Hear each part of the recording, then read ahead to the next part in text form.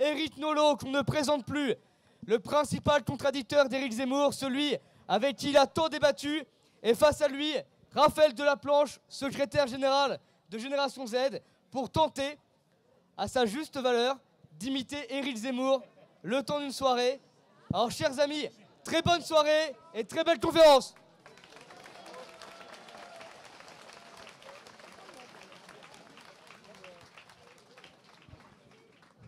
Bonsoir à tous. Merci d'être tous présents ce soir après une grosse journée de formation pour les cadres Reconquête et pour les militants GZ. Donc nous avons l'honneur d'accueillir Éric Nolot. Je pense qu'on peut encore l'applaudir.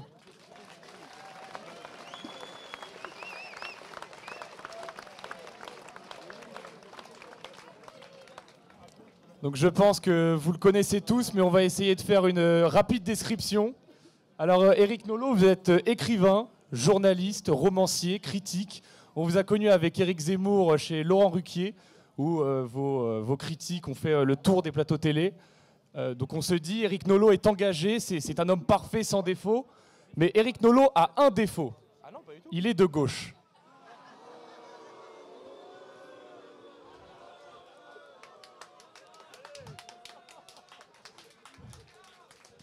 Toute la gauche est regroupée là, apparemment.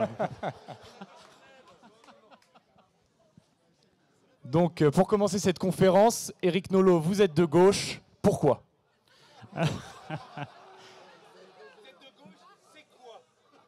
Oui, ça c'est une bonne question aussi. Avant de répondre à votre question, je voudrais d'abord remercier Reconquête, Éric Zemmour et Sarah Knafo de leur invitation.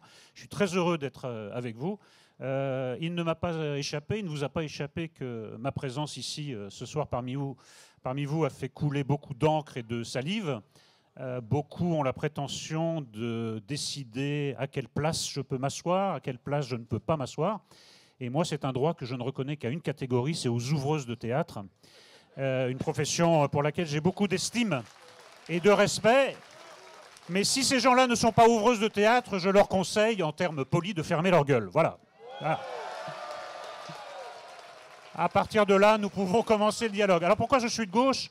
Moi, je crois beaucoup aux abscisses et aux ordonnées dans la vie.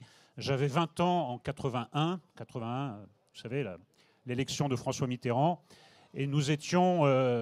Non, je regarde le public, je sais que beaucoup d'entre vous ont l'âge d'avoir connu ça. C'est pas la peine de faire comme si vous ne l'aviez pas vécu. Je le vois très bien. Et donc, quand on avait 20 ans en 1981, je dis pas pour tous les jeunes de 20 ans, mais pour beaucoup, il semblait que c'était tout naturellement le tour de la gauche d'arriver au pouvoir. C'est un peu injuste envers le septennat de Giscard d'Estaing, qui au fond était un septennat très réformiste, mais pour nous, du haut de nos 20 ans, avec toute l'injustice de la jeunesse, eh bien, nous avions un peu l'impression que tout ça sentait un peu la perruque, la poudre, la vieille monarchie, et qu'il fallait dégager tout ça et laisser place à la gauche. Et puis, cette élection de François Mitterrand s'inscrivait pour nous dans une forme de roman national de gauche. Il y avait eu la Révolution, il y avait eu le Front populaire, et maintenant c'était la gauche mitterrandienne qui devait arriver. En plus, évidemment, moi j'étais très sensible à des thèmes de gauche comme la justice sociale, l'attention portée aux plus faibles, aux plus pauvres, etc. Donc voilà. Bon, je suis resté de gauche. Je ne vous cache pas que par rapport à mes idéaux de 1981, on aura l'occasion d'en parler, une certaine désillusion évidemment s'est installée et assez vite, dès 1983. Mais en tout cas, oui, quitte à ce que vous renouveliez cet accueil chaleureux de tout à l'heure, oui, j'étais de gauche et je reste de gauche.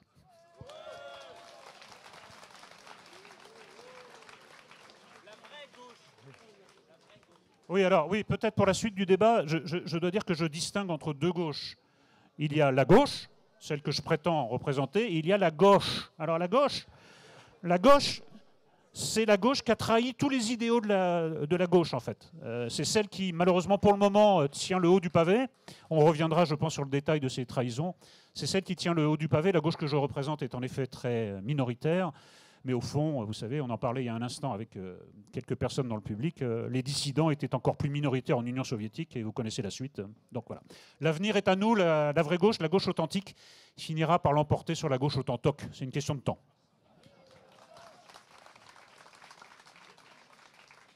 Alors justement, Éric Nolot, vous faites une très bonne transition, parce que avant de parler de... C'est un métier. Oui. Avant de parler de nos points de désaccord, parlons des choses dont nous sommes totalement d'accord aujourd'hui. La France insoumise, le wokisme, quels ont été les facteurs qui ont permis l'émergence du wokisme ambiant aujourd'hui et donc l'émergence d'une gauche telle que la NUPES avec Jean-Luc Mélenchon qui défendent des choses complètement inaudibles comme le changement de sexe ou autre? Alors évidemment, ça a été un processus assez long et complexe, mais je pense qu'on peut quand même retenir une date importante, une date principale, une date même décisive. C'est une note qui date de 2011 de la fondation Terra Nova, donc une fondation de gauche proche du Parti socialiste. Et que disait cette note? Elle disait, eh bien, le peuple pense mal, le peuple vote mal, ça veut dire le peuple ne vote plus pour nous. Donc il faut trouver un peuple et un électorat de substitution. Il faut arrêter avec les pauvres pensent mal. Il faut arrêter avec le prolétariat, tout ça c'est ringard. Il faut remplacer le peuple et le prolétariat par un agglomérat progressiste. Alors c'était les femmes, mais plutôt du côté du féminisme, les minorités, si possible issues de l'immigration, les minorités sexuelles, etc. C'est-à-dire on découpe le peuple en tranches. Et on essaye de satisfaire chacune de ces tranches. C'est un peu du marketing, si vous voulez. Voilà, on essaye c'est une stratégie publicitaire. Puisque le peuple nous a abandonnés, nous allons, par une offre publicitaire, essayer de constituer une nouvelle majorité. Alors, on en arrive à la situation que vous avez décrite. Maintenant, il faut satisfaire des minorités de plus en plus fragmentées.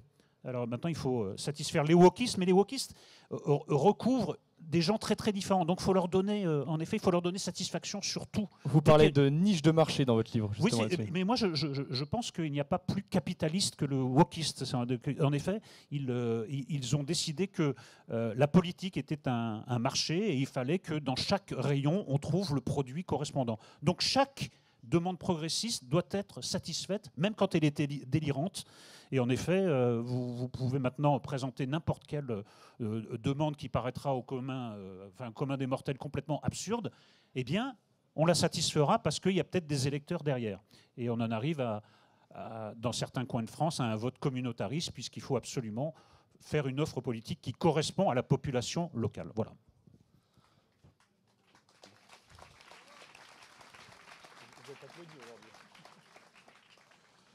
Donc comment vous expliquez aujourd'hui que la gauche, qui a été le socle de la gauche, qui est la raison, l'abstraction des émotions, du sacré, est complètement devenue aujourd'hui déraisonnable, anti-science et prête à tout pour répondre aux caprices de partie de la population?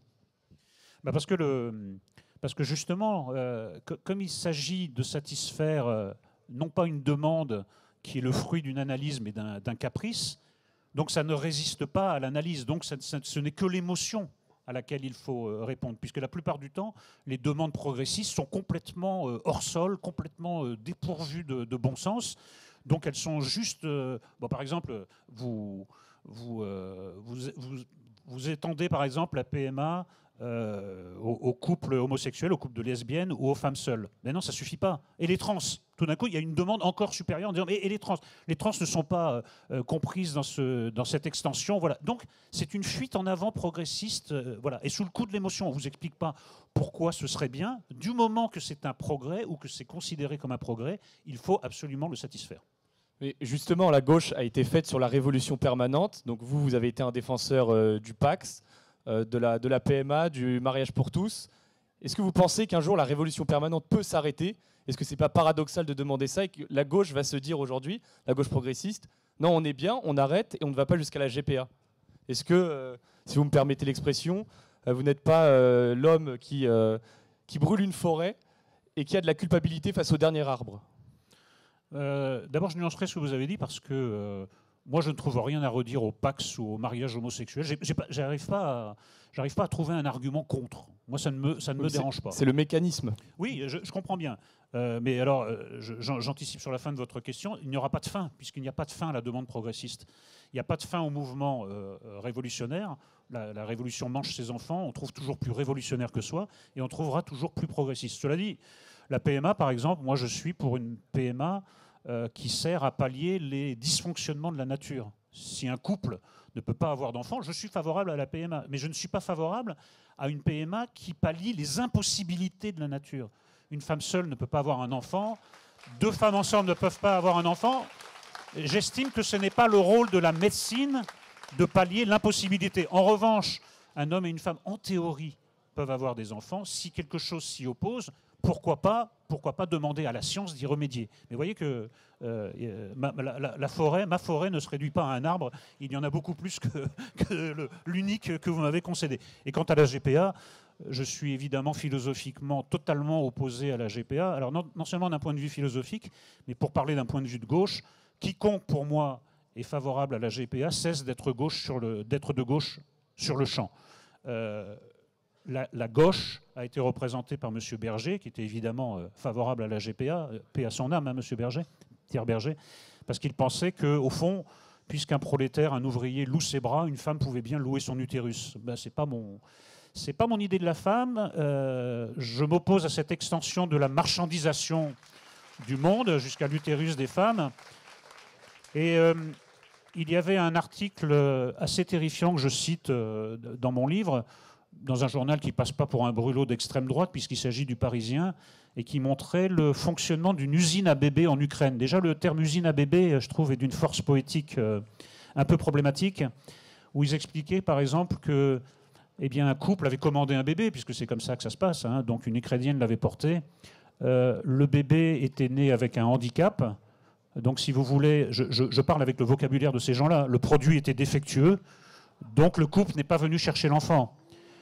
Donc, vous pouvez évidemment expliquer des histoires de GPA formidables avec des histoires oui et la GPA, mais en fait, dans la réalité, c'est des choses extrêmement sordides qui se passent. C'est quand même une exploitation de femmes pauvres par des couples plus riches quand même. Donc, comment voulez-vous que d'un point de vue de gauche, on puisse être favorable à la GPA? Je ne comprends pas. Je sais que je suis minoritaire dans mon camp, mais je ne comprends pas comment, d'un point de vue de gauche, on peut même tolérer que ça existe. Non seulement on ne doit pas y être favorable, mais on devrait s'y opposer. Justement, vous dites que vous êtes minoritaire dans votre camp, mais est-ce que cette gauche souverainiste, réfractaire, comme vous le dites dans votre livre, est représentée aujourd'hui politiquement dans le paysage politique français ? Elle est extrêmement minoritaire, en effet. Elle est en train d'essayer de se reconstituer. Il y a deux... Je parle plus généralement de ce qui se reconstitue à gauche contre la gauche. Il y a un sursaut quand même au centre-gauche. Je parle de la social-démocratie. Vous avez vu la tribune de Bernard Cazeneuve, qui est une charge en fait contre le wokisme et contre l'extrême gauche en général, contre la France insoumise en particulier. Et puis, moi je pense qu'Éric Zemmour est quelqu'un parfois de gauche qui s'ignore, mais enfin bon, je vais pas pousser la provocation jusque-là, mais... sur certains points assez mineurs, je suis d'accord avec vous. Je suis même d'accord avec ceux qui me sifflent, vous voyez, je suis vraiment de bonne humeur ce soir. Et sur l'aile vraiment à gauche, je suis quand même avec avec beaucoup d'intérêt ce qui se passe du côté de Michel Onfray, parce que il y a énormément de choses, d'idées qu'il développe dans lesquelles je me reconnais, et qui, à mon avis, il faut faire un travail un peu gramscien de refondation. Ce sera long, mais lui a le mérite de poser les choses en profondeur, c'est-à-dire d'abord de faire un travail intellectuel, de conviction. Après, évidemment, dès qu'on passe au stade électoral, c'est plus difficile. Vous avez vu qu'il a annoncé que peut-être il présenterait une liste aux européennes. Mais je crois que depuis quelques années, il fait un travail intellectuel extrêmement utile. Je ne me reconnais pas dans tout ce que dit Michel Onfray. J'ai fait un livre avec lui où nous discutons. Je suis un peu dans la même situation qu'avec Éric Zemmour. On a de nombreux points d'accord et de nombreux points de désaccord. Mais je suis avec énormément d'intérêt le travail de fond qu'il effectue.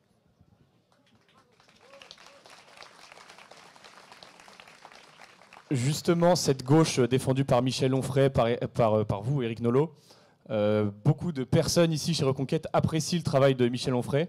Est-ce que vous pensez que cette gauche dite raisonnable aura vocation un jour à se rapprocher de partis patriotes comme Reconquête ? La question s'est posée lors des dernières élections présidentielles, notamment dans le cas de Michel Onfray, puisqu'on se demandait s'il ne rejoindrait pas Éric Zemmour d'une manière ou d'une autre. Michel Onfray a décliné en disant que le bras gauche d'Éric était encore un peu faible. En fait, ce qui s'entend après tout. Moi, je pense que, en tout cas, avant de parler de rapprochement, avant de parler de cuisine électorale, il faut déjà parler de rapprochement, non pas intellectuel, mais de dialogue intellectuel. Il faut apprendre à se parler. C'est pour ça que je suis venu ici ce soir, pour qu'on puisse se parler entre gens qui ne pensent pas la même chose sur tous les sujets. Mais Merci beaucoup. Mais je suis quand même très frappé de voir que chez Michel Onfray, chez Éric Zemmour, chez moi aussi, il y a quelque chose qu'on n'entend pas souvent, qu'on entend même presque jamais. On l'exprime de manière différente. Ce que nous exprimons n'est pas basé sur le même diagnostic. Nous ne proposons pas les mêmes remèdes, mais nous avons une inquiétude existentielle quant à la France. Voilà, c'est quelque chose. Voilà. Nous sentons que la France est en danger. Parfois, nous n'identifions pas le même danger, mais nous avons une inquiétude de voir disparaître la France telle que nous l'aimons. Voilà. Et effectivement, ça crée quand même la volonté d'échanger, la volonté de dialoguer. Est-ce que ça peut aller plus loin ? Je sais que vous avez décidé aussi d'aborder nos points de désaccord, nos points de divergence. Moi, je crois que dans certaines circonstances, le dialogue pourrait déboucher sur quelque chose. Maintenant, le jeu de la politique fait que parfois, vous voyez, c'est quand même étonnant, puisqu'il y a des gens que tout sépare, que beaucoup de choses séparent idéologiquement et qui ne se regroupent pas. Et puis vous avez la NUPES qui unit des partis que tout sépare, en fait. Il y a eu encore une sortie de Fabien Roussel à la fête de l'humanité qui a dit qu'il faut en finir avec la gauche des allocs et revenir à la gauche du travail. Donc ils sont d'accord sur rien. Ni sur le travail, ni sur le nucléaire, ni sur rien, mais ils sont unis. Donc peut-être qu'un jour, écoutez, des gens se rassembleront et en fait diront que leurs désaccords sont moins importants que leurs accords. Mais le chemin est encore long parce que... il y a quand même des différences d'analyse entre, d'une part, Onfray, Éric Zemmour, Onfray et moi, Éric et moi. Mais vous auriez plus de points d'accord avec Éric Zemmour aujourd'hui qu'avec une gauche telle que la défend Jean-Luc Mélenchon. Jean-Luc Mélenchon, c'est terrible parce que c'est pas seulement un adversaire politique pour moi, c'est quelqu'un qui essaye de tuer la gauche authentique.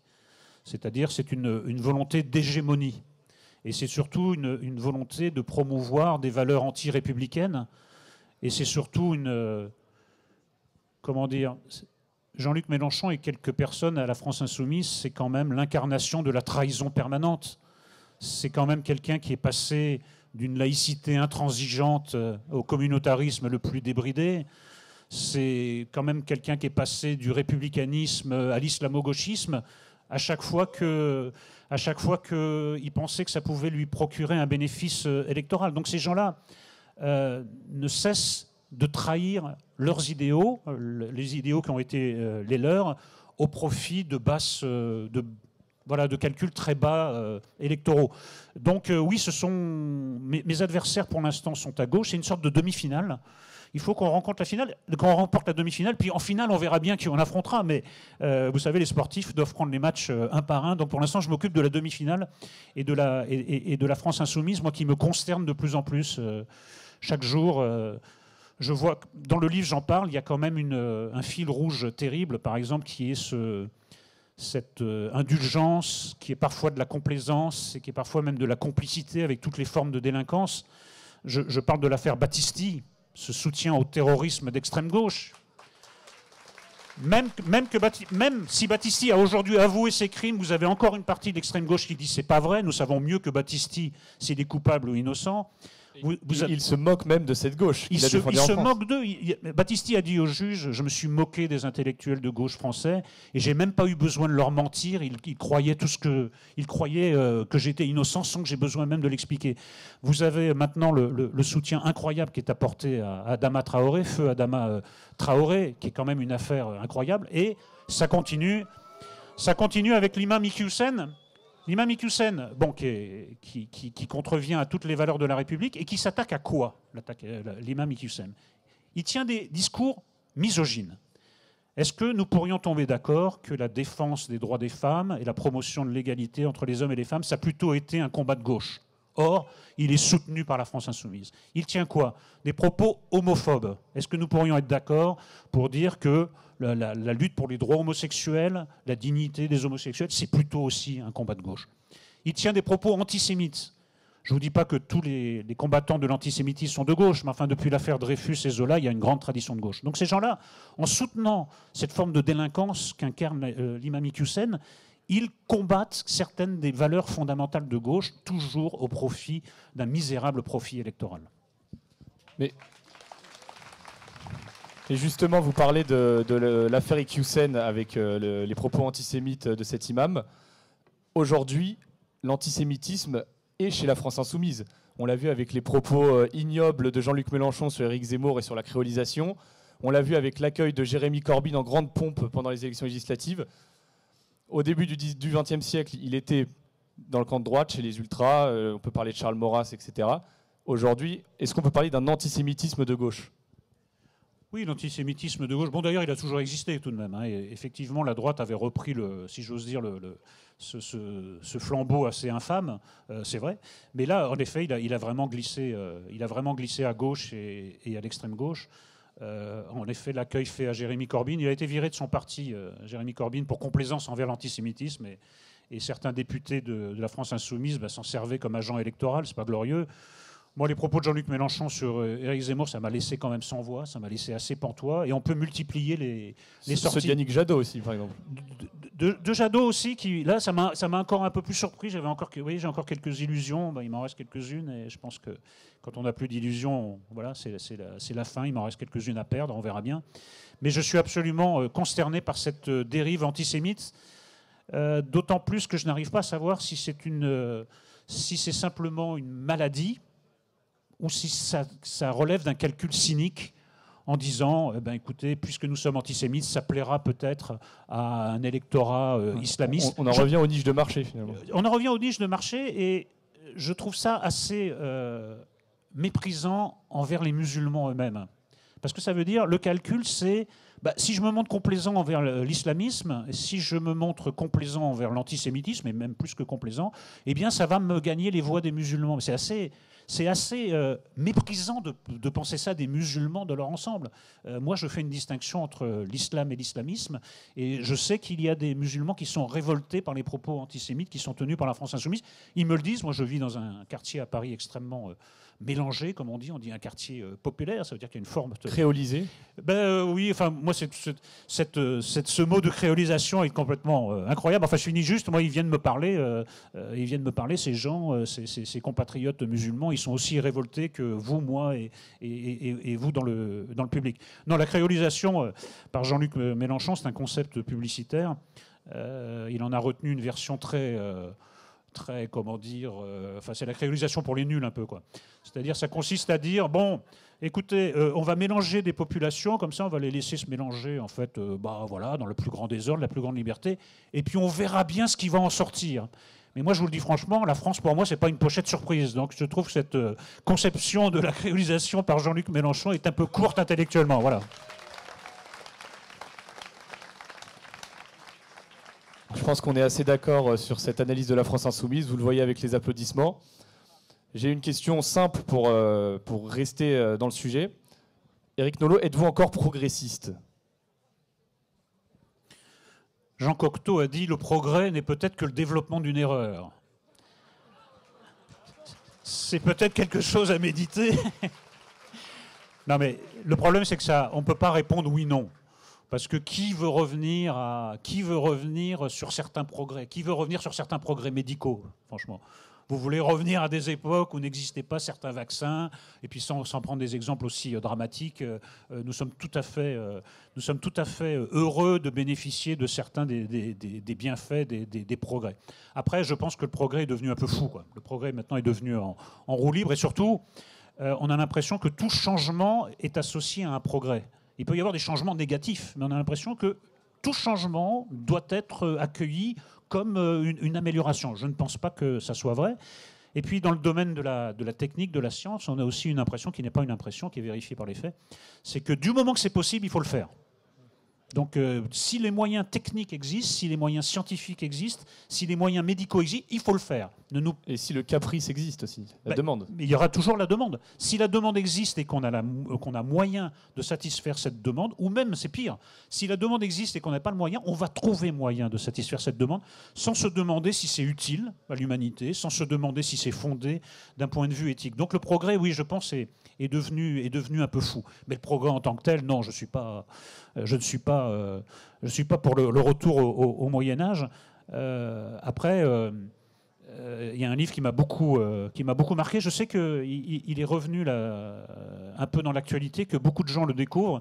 C'est Ravage de Barjavel, qui raconte l'effondrement de la civilisation, mais d'un coup d'un seul. C'est ce qu'on appelle le collapse, quoi. Et donc, il n'y a plus du tout d'énergie, la société s'arrête, le monde s'arrête, et le monde revient au stade primitif, c'est-à-dire presque au stade des hommes de caverne. Voilà, moi, c'est un livre de science-fiction. J'aimerais que ça reste de la science-fiction, mais c'est un livre qui m'a beaucoup impressionné quand j'étais gamin. Pour rendre à César ce qui est à César, c'était dans le dernier Valeurs Actuelles, où ils ont fait une analyse sur Barjavel, Orwell et la société d'aujourd'hui. Pour revenir à nos débats, on a évoqué Michel Onfray tout à l'heure. Lui ne croit pas au clivage gauche-droite, avec une proposition souverainiste essayant d'allier les deux bords. Où en êtes-vous? Qu'en pensez-vous par rapport à ça? Êtes-vous d'accord avec Michel Onfray? Ou pensez-vous, avec votre livre La gauche réfractaire, qu'il y a encore une partie de gauche et une partie de droite Non, mais il y a une gauche et une droite, mais en effet, on voit bien que ce clivage soit s'affaiblit dans certaines circonstances, soit se reconstitue ailleurs.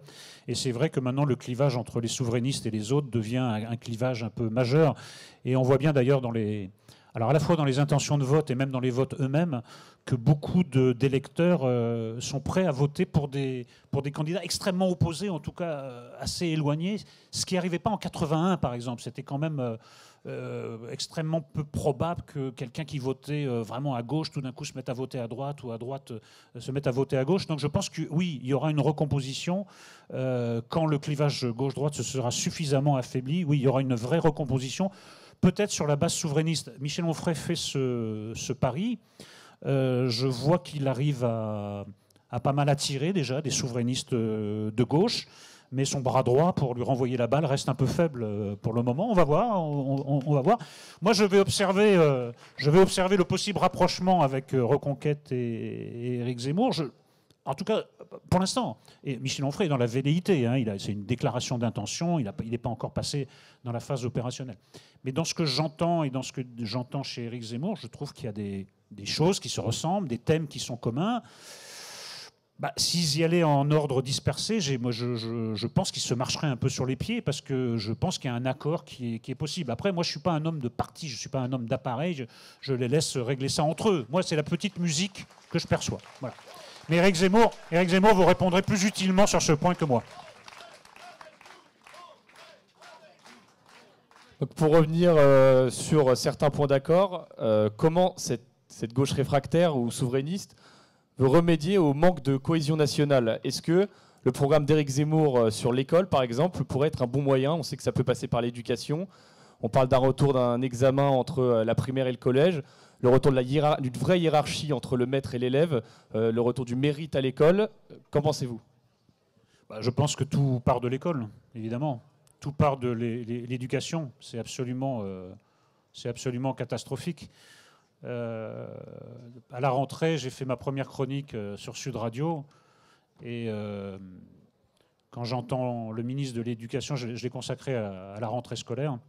Et quand j'entends le ministre de l'Éducation dire que tout va bien, que globalement, voilà, les choses sont dans l'ordre, et qu'on apprend qu'il manque des milliers de professeurs, que pour pallier ces absences, on va chercher des gens qui sont formés à la va-vite en quelques jours, ou alors qu'on va les repêcher dans les profondeurs du classement, des classements des concours, alors qu'on devrait avoir au contraire l'élite, puisque c'est là que se forment les êtres que nous sommes, les futurs citoyens que nous sommes. Et puis ça passe par des choses qui relèvent du sens commun, mais qu'on n'arrive pas à faire passer. À l'école, à la base, en primaire, on est là pour acquérir les connaissances fondamentales. Savoir lire, écrire et compter. Pour un pourcentage très important d'élèves, ce n'est pas le cas. Tant que ce ne sera pas le cas, c'est sur ça qu'il faut travailler. Or, on demande à l'école de le faire, ce qu'elle n'arrive pas à faire, mais on demande à la fois à l'école d'être l'éducateur civique, que les gamins soient au fait des derniers développements de la théorie du genre. L'école n'est pas là pour ça. L'école est pour former des têtes bien faites. Tant que nous n'aurons pas obtenu ça, c'est sur ça qu'il faut se concentrer. Après, Après, moi, je ne sais pas s'il faut le retour de l'uniforme à l'école. Je sais qu'il faut le retour de l'autorité, parce qu'en effet, l'autorité a été battue en brèche, ça c'est possible. Je ne suis pas pour que ça passe par des mesures folkloriques, comme le retour de l'uniforme, de la blouse. Enfin bon, là, je trouve que c'est des points absolument secondaires. Rétablissons l'autorité, rétablissons la formation des profs, et rétablissons surtout la hiérarchie du bon sens. Les savoirs fondamentaux tout en haut, le reste tout en bas.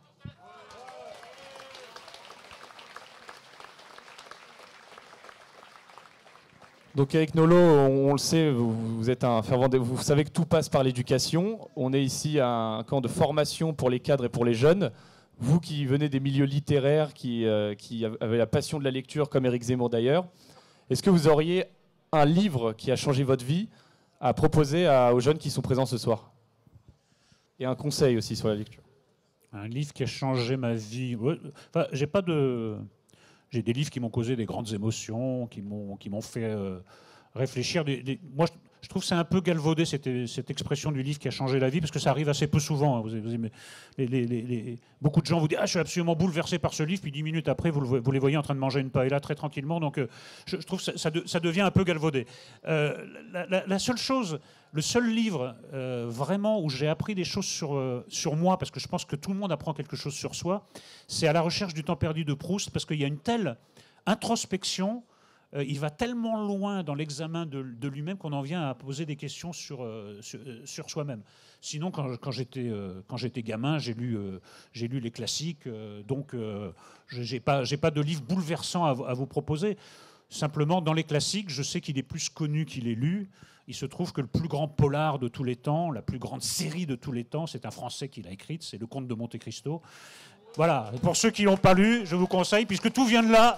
Maintenant, toutes les séries qui sont faites, en fait, piquent les recettes du Comte de Monte Cristo. Ce sont les Français qui ont inventé la série. Et comme d'habitude, ce sont les Américains qui ont tiré les marrons du feu. Voilà. Les Français ont inventé le cinéma, vous connaissez la suite. Les Français ont inventé le blue jean, vous connaissez la suite. Les Français ont inventé la série, vous connaissez la suite. Sinon, pour le roman contemporain, il y a un auteur que j'adore, qui n'est pas encore lu et médiatisé, je pense, à sa juste valeur. Il s'appelle Patrice Jean.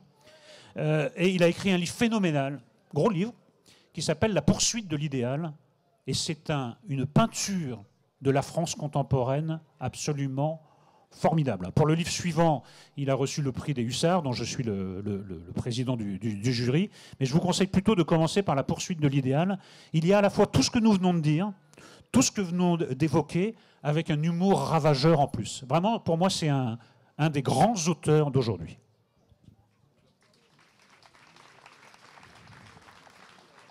Très bien, donc maintenant, nous avons commencé par une question, pourquoi êtes-vous de gauche? Vous l'imaginez, il faut aussi savoir répondre à pourquoi n'êtes-vous pas de droite? Et on va commencer à parler de nos différences. Si je reviens en 81, et même si je tire le fil, ce qui est impressionnant, c'est que, en tout cas c'était le cas à l'époque, la gauche proposait un récit, en réalité nationale. Maintenant c'est un peu le contraire, elle ne propose plus de récit du tout. Mais comme je vous le disais, quand on avait une sensibilité de gauche, on se disait, au fond, il y a eu la montée des Lumières, il y a eu la Révolution qui en était la conséquence. Ensuite, la gauche a un peu disparu, mais il y a eu le Front populaire. Et on avait l'impression que c'était une ligne historique, c'était un récit historique qui se poursuivait. Et on pouvait facilement nommer les idéaux de gauche, plus de justice sociale, moins de pauvreté, etc. La privatisation, c'est-à-dire le bien commun rendu au peuple et tout. Et moi, j'ai jamais vraiment entendu jusqu'à présent en tout cas, beaucoup de récits de droite, c'est-à-dire des choses avec lesquelles vous vous identifiez. Parce que quand j'entendais par exemple Nicolas Sarkozy qui dit « travailler plus pour gagner plus », je ne vous dis pas que c'est sans importance, mais ce n'est pas un truc où vous allez bondir sur votre chaise en disant « ouais, c'est vraiment ça, vraiment j'ai envie de m'engager pour un type comme ça ». Bon, ce qu'il dit est vrai, pourquoi ne pas être rémunéré à hauteur de ses efforts? C'est vraiment pas du tout quelque chose de méprisable, mais il n'y a pas quelque chose d'enthousiasmant dans ce que propose la droite, je trouve. On a quand même un roman national à droite, on parle d'histoire, Éric Zemmour a défendu la civilisation, donc on avait un très fort roman national avec nous. On peut prendre l'exemple de Philippe de Villiers avec Le Puy du Fou. Ça donne envie, ça fait rêver, c'est un vrai récit qui donne envie de s'engager pour la France. Ça, le Puy du Fou ou les livres que fait Éric Zemmour, oui, ce sont des livres historiques, mais qui pour moi, ou une démarche historique dans le cas de Philippe de Villiers, mais pour moi, c'est un rappel de ce que nous avons été et d'où nous venons. Je trouve ça très utile parce que c'est un peu table rase du passé en ce moment. On a l'impression que la France est née la semaine dernière, qu'il n'y a rien eu avant, ou alors qu'il n'y a rien eu avant la Révolution, par exemple. Ça, c'est un travers de gauche. La gauche estime qu'il n'y a rien eu avant la Révolution, si. Il y a eu tout le reste de l'histoire de France. Moi, je pense qu'il faut en tenir compte autant de la Révolution. Mais effectivement, Éric Zemmour ou Philippe de Villiers, mais je préfère me concentrer sur Éric Zemmour, propose un récit qui est celui de la conservation. C'est-à-dire, essayons de conserver la France, essayons de ne pas perdre la France que nous sommes. Mais je trouve qu'il manque encore ce... Enfin, moi, je trouve ça exaltant quand même, hein, d'essayer de dissiper cette inquiétude existentielle qui nous tient tous.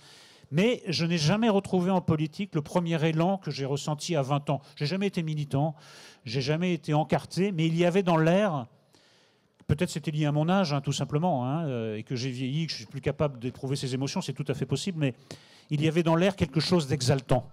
On a été déçus, c'est vrai, mais ça avait de la gueule, quoi. Mitterrand vers le Panthéon, ça avait de la gueule. Les premières 2 années du règne je parle de règne de Mitterrand, ça avait de la gueule. Il y a quelque chose, ça s'est cassé la gueule assez rapidement, mais il y avait quelque chose dans l'air qui nous poussait vers l'avant, on y croyait, on avait un goût de l'utopie, moi qui m'a un peu déserté, mais maintenant je consacre mes maigres forces à défendre la France que j'aime parce qu'elle elle a bien besoin et voilà, j'espère qu'on sera nombreux parce qu'on va avoir besoin d'être très nombreux pour la sauver. Oui.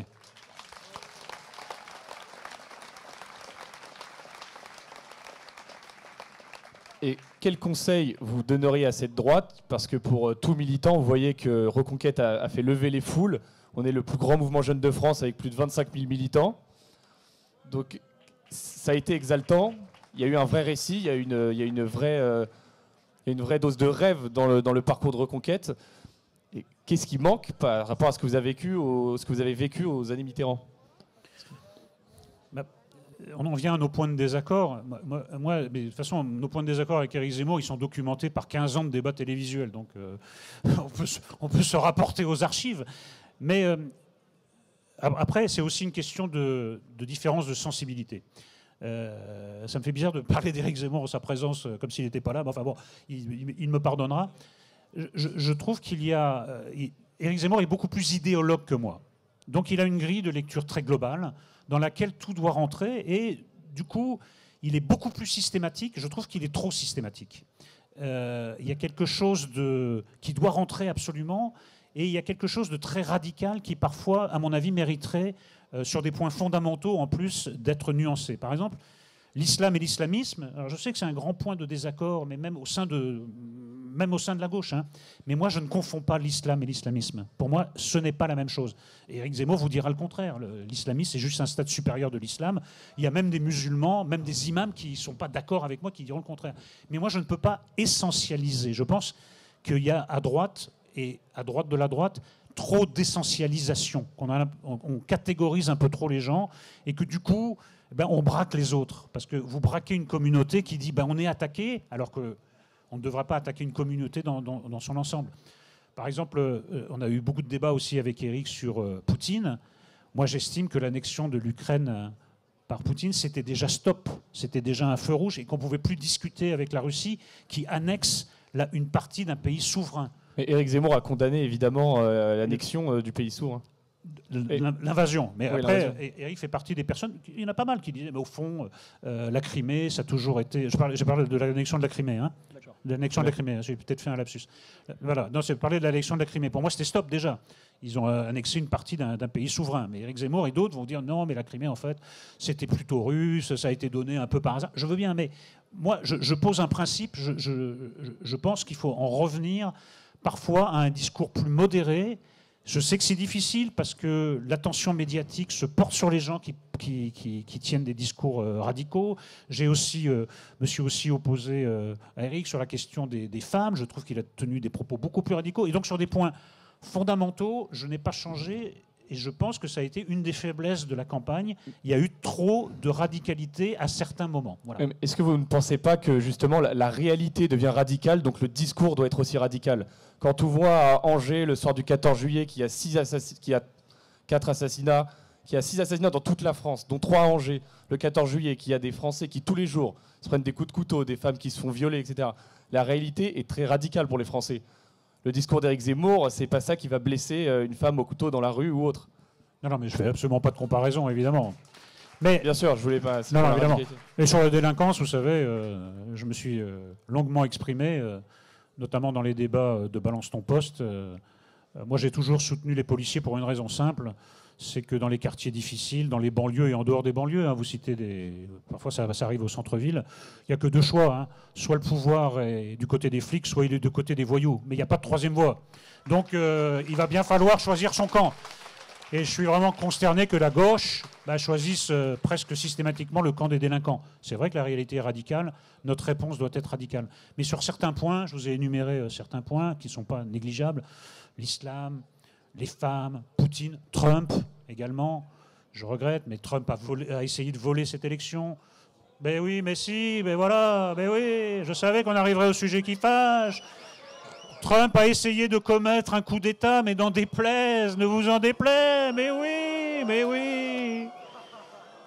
Un coup d'État raté en plus, bon, voilà, bon. Donc voilà, donc écoutez, je suis désolé, mais voilà, on a eu point de désaccord, je le sais. C'est les mêmes qu'avec Zemmour, je sais que vous êtes sur sa ligne et pas sur la mienne.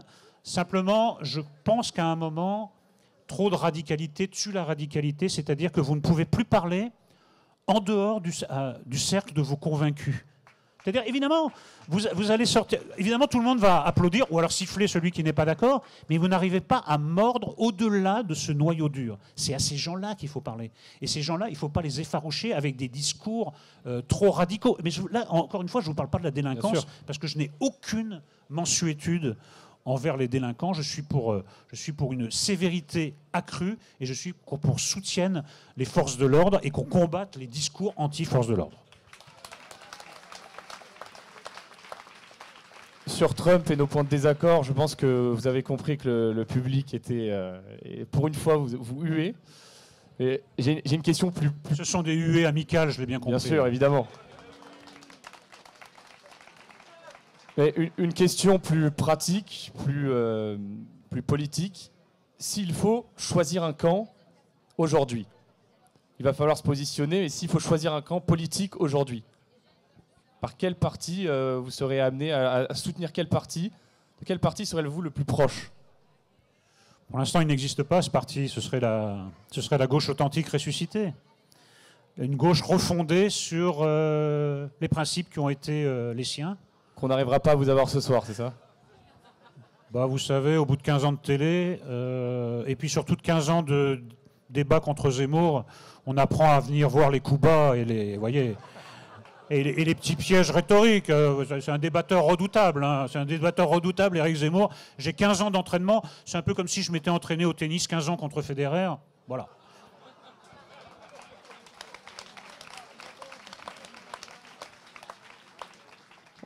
Merci beaucoup, Éric Nolot. Je peux demander à la technique de rallumer la lumière de la pelouse pour qu'on puisse avoir un temps d'échange avec le public et que certains posent des questions à Éric Nolot. C'est possible.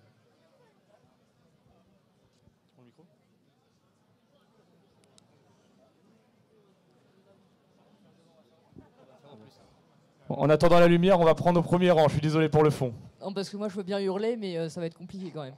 Là, je vais tomber. Non, c'est bon. Je voudrais savoir ce qui, pour vous, serait un féminisme de gauche, mais pas de gauche. Non, j'arrive pas à le faire, mais vous avez compris. Gauche, voilà, c'est ça. Un féminisme de gauche, ce serait l'anti-féminisme d'aujourd'hui, quoi. Vous prenez Sandrine Rousseau et puis vous déclarez le contraire et tout va bien. Non, là, le féminisme de gauche, celui qui a pignon sur rue, celui qui domine, c'est un féminisme revanchard, c'est un féminisme vindicatif, c'est un féminisme qui entretient quand même un discours de haine envers les hommes en général. Là aussi, l'essentialisation est incroyable. Les hommes sont responsables de tout, quelle que soit d'ailleurs leur attitude dans la vie, leur personnalité, peu importe, ils sont coupables de tout. Il y a quelque chose de très punitif chez ces femmes, et en plus qui débouche sur des choses un peu étranges, quoi, parce que quand on en vient à prôner des réunions non mixtes, c'est un peu étrange quand même. Ça rappelle des temps un peu bizarres. Quand on pense que c'est un discours anti-homme qui fera progresser les droits des femmes, c'est pas comme ça que ça marche. On devrait être tous d'accord pour les droits des femmes. Or, elles braquent une partie de la population, ces féministes, contre elles, évidemment, en tenant, vraiment en publiant des manifestes de plus en plus radicaux, avec des demandes de plus en plus délirantes. Moi, c'est ce que je reproche beaucoup à l'extrême gauche ou à cet extrême féminisme, c'est qu'ils braquent en plus des gens de bonne volonté contre des concepts qui, en soi, ne sont pas condamnables. Le progressisme, en soi, n'est pas blâmable. Ou contre le féminisme, qui n'est pas féministe au fond. Voilà. Mais ce féminisme-là, non. Il faut en effet refonder le féminisme sur des bases raisonnables. Nous sommes entrés dans l'ère du déraisonnable à gauche, et il faut revenir à des conceptions raisonnables de la gauche.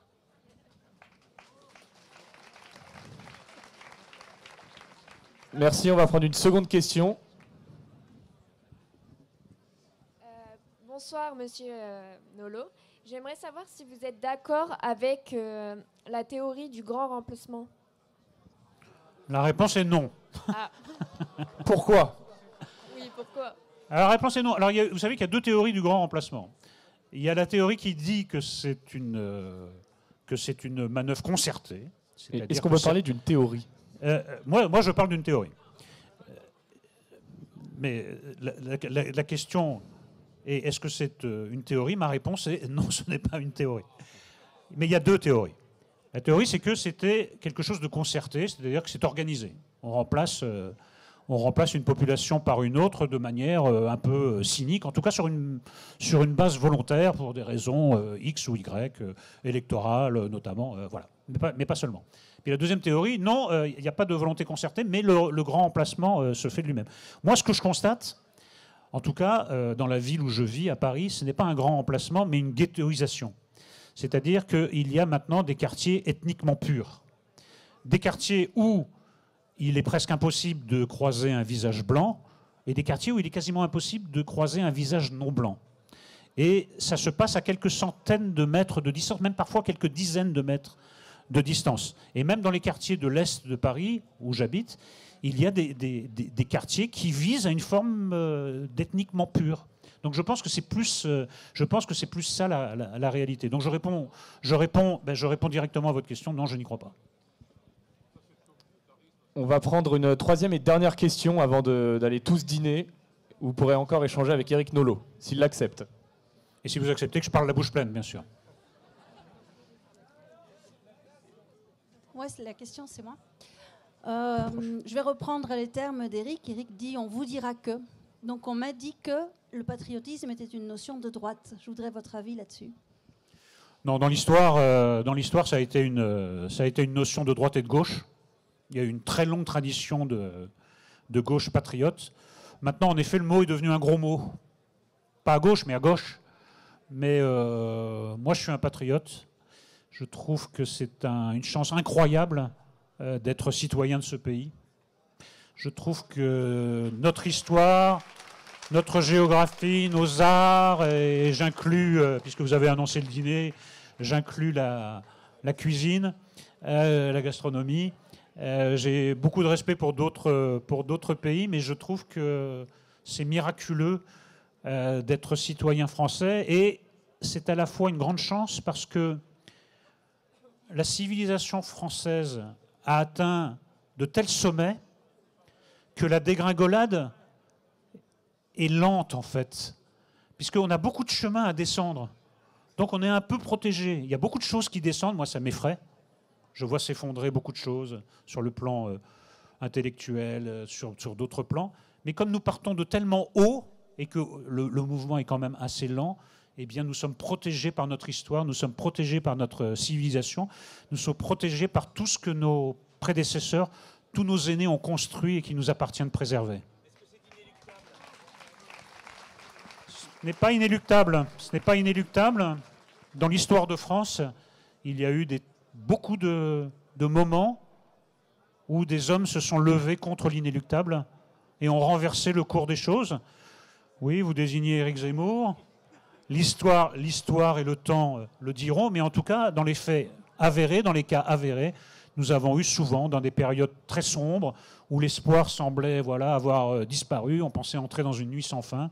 Il y a des gens qui se sont levés, et ils ne se sont pas levés seuls, il y a des gens qui se sont levés avec eux. Moi, j'ai confiance dans le génie de la France, au sens de la personnalité de la France, et puis même dans le génie tout court. Essayons d'être dignes de notre passé, de notre histoire, et tout ira bien.